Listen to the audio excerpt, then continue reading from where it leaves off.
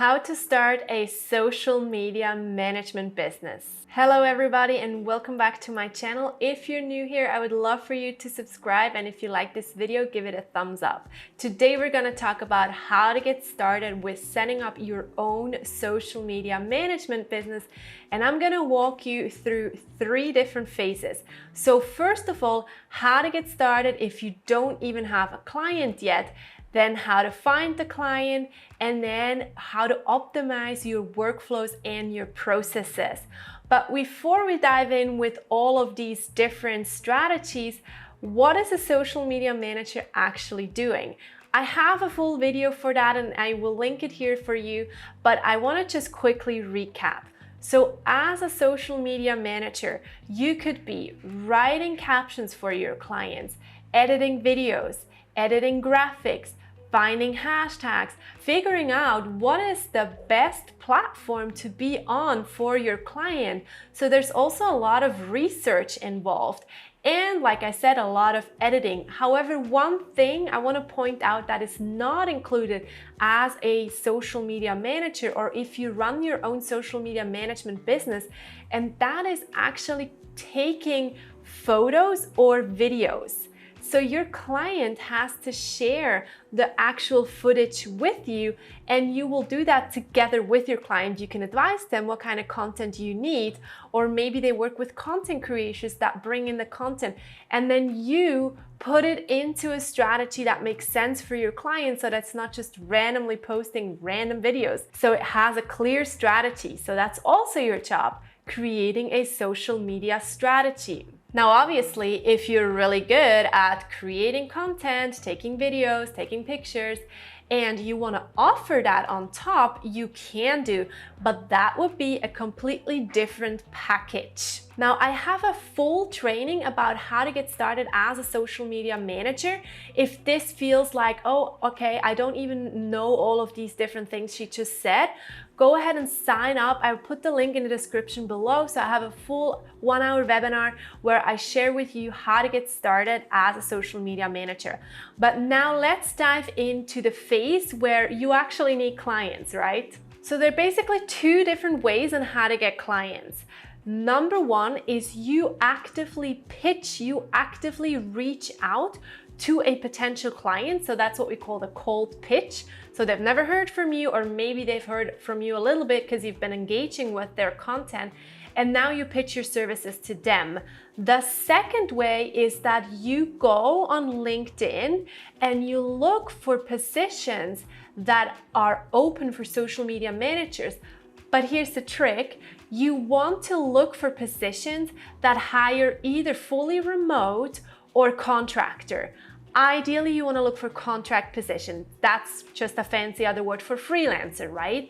Because otherwise, if you apply for a job that is not fully remote or not accepting contractors, most of the time they want someone in-house. And you want to be your own boss, right? You don't want to work for a company full-time and then have to go in again 9 to 5. You want to make your own hours, and you want to make super good work process and smooth workflows that you can save time, and so that you actually have more free time. That's the most crucial part as a social media manager. You don't want to be 24/7 on social media. But now, what if you never had a client? The best way to get a client is when you already have one, because then you can show them your portfolio. Now, if you have no idea how to create a portfolio, there is a full video for that, so I'm not going to dive too much into detail, but you need to have some sort of portfolio, which is more important than having a website. You need to have some sort of results from a former client. If you don't have that, what we're going to do is you're going to pitch your services to a potential client for free for 1 month. 1 month only though. It's only free for 1 month. In exchange, you're allowed to use the numbers that you generate for that potential client, and they also have to give you a testimonial. So that is something that you want to put in a little contract. You don't just work for free. There's still like an energy exchange, and they will have to let you use the numbers, so do before and after screenshots, and they also should give you testimonial, either video or written form. So once you have that, then you can negotiate a price for them, because obviously the next month you want to be paid. And if you did a good job, hopefully they do want to continue with you, right? And now you can use that to pitch to other clients. So now you're going to look for other clients in that industry. Now here's the other thing. When I say in that industry, what I mean with that is you have to kind of pick one target audience or one niche or niche or whatever you call it. For example, I only work with health coaches, or I only work with restaurants, or I only work with hotels. And again, in my free training, I explain that more in depth, but I just want to touch on so that you understand why it's super crucial. When you do your portfolio, and let's say it's a health coach, and you tell then the next client, hey, I did this great work for this client and they got like 10 sign up in their health coaching program. And then let's say the client is a restaurant owner, and they will say, that's great, but how will you bring clients into my restaurant? Or if it's a hotel owner, that's great, but how will I get bookings? Have you ever had a client and then actually got them bookings? What's the strategy you would use for me? Now you're in a dilemma because every different industry has a different strategy. So that's number one. If you don't have the same industry constantly, you then don't have relatable results. So that's your keyword, relatable results. The second one is your own workflow, and we're going to talk about that in a second. But just as a quick example, let's say you did all the work to find hashtags for your health coach clients, and now you know what works really well. But now you want to add a new client, which is in a hotel industry, and you need to start from scratch with different hashtags. So it's a completely different workflow. You have to start from scratch again, and it wastes your time. So relatable results, and then your workflows, and also your own marketing. But again, I'm not going to go too deep into this video. So now that you know that, you want to stay in one industry. Of course, it's great to have just a few clients in the beginning when you just start out, so that at least you have some results, but I highly suggest to try and stay within one industry and then create a little portfolio. You can have it as a PDF version, like again I share in this other video, and then in that video I also share with you what kind of must-have factors you should have in your portfolio. Now the last part is workflow and organization. This is super important as a social media manager, because otherwise you won't be able to go over a certain amount of clients and you will work 24/7. So number one, you want to have super streamed workflows so that you can save time. And then number two, you also want to be super organized, and you want to constantly have one task in your calendar that is called onboarding new clients. So what does that mean? Let's say you have your 5 clients, you make 5K a month, and you are super busy and you don't put the task finding new clients in your calendar. Maybe after 3 or 4 months, one of the clients says, hey, that was great work, but I'm actually now doing it myself. Maybe 2 weeks later, another client says that. And what's happening now? You don't make 5K anymore, and you have to start hustling because you really wanted to have those 5K in order to pay your rent, etc. So you constantly want to onboard new clients even when you're fully booked. And then if you can't do all the work, you're going to start outsourcing certain tasks. However, you're not going to say, okay, you're going to work for me, you're now my VA, and you're just going to do this client.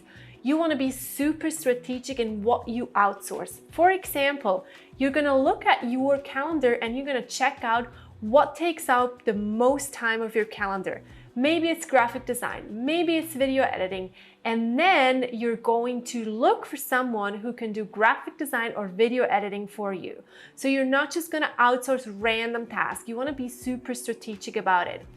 But before you do that, you already want to make sure that your own workflows are super on point. So for example, you want to have batch creation days. Every day you do something different, but you do it all at once for all clients. For example, on Tuesday, you write captions.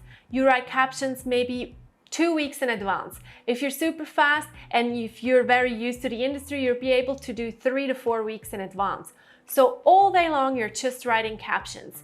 And then the next day, you're doing editing of photos, and then maybe in the afternoon you're doing edited of videos, and then the day after you're going to schedule everything, and then you're going to do the same thing a week or two later.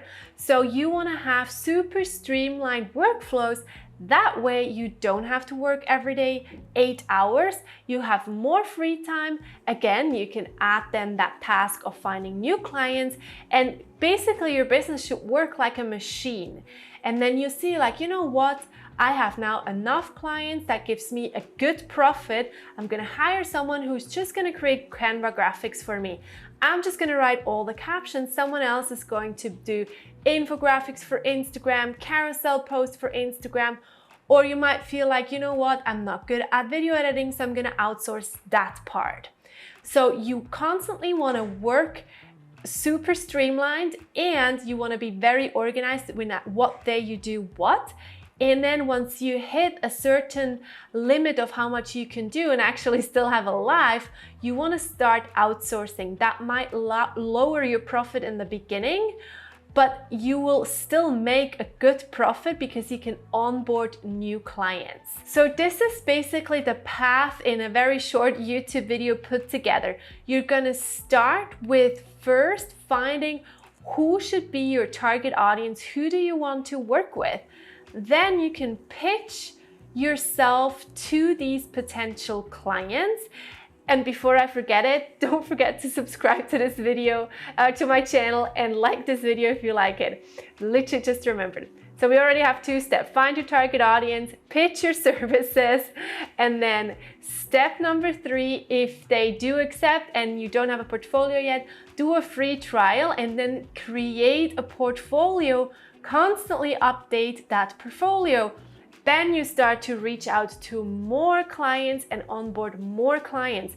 Again, find your potential clients, for example, on LinkedIn and cold pitch them. Or you're gonna go on LinkedIn on this job feature, and then you're gonna pitch with the jobs that already are available. And I'm gonna link a video that explains step by step on how to do that. And then once you have several clients, you're gonna start outsourcing some of your tasks, but you're still gonna be the one who does the contact with the client and is in like charge of handling all the clients, so they feel like they're super supported from you. If you feel this video was helpful, give it a thumbs up. And if you feel like, you know what, I could still use some more detail, still give it a thumbs up. But also check out my webinar. The link is below in the description. And let me know in the comments below what kind of content you want more of. What should I explain more in depth so that you can start your own social media management business.